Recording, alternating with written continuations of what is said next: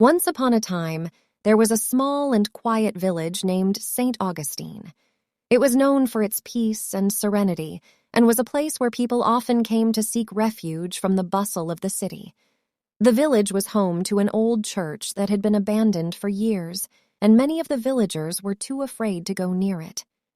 It was said that at night, the ghost of a nun roamed the church's corridors, seeking revenge on anyone who disturbed the church's peace.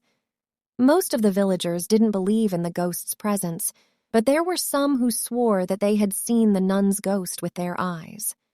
One day, a group of young friends dared to enter the abandoned church. It was a dare that they had laughed about before, but now that they were inside, they began to feel a creeping sense of terror.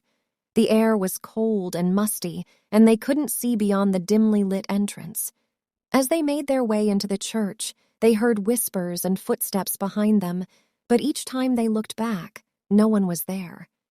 They saw old religious artifacts scattered around on the floor and a confessional that was enough to send shivers down their spines.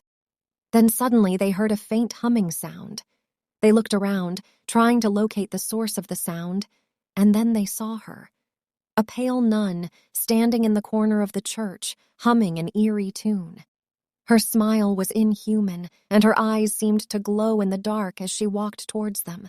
The young friends tried to run, but they found themselves unable to move. The nun grew closer, her movements more erratic. Her whispers grew louder, and her hum turned into a low growl. Then, without warning, she vanished into thin air, leaving a chill in the air and a sense of dread in the young friends' hearts. They fled the church as fast as they could and never spoke of the experience again. But something had changed within them. They had felt the fear and terror that the ghost of the nun had evoked, and they knew that they had witnessed something truly unique.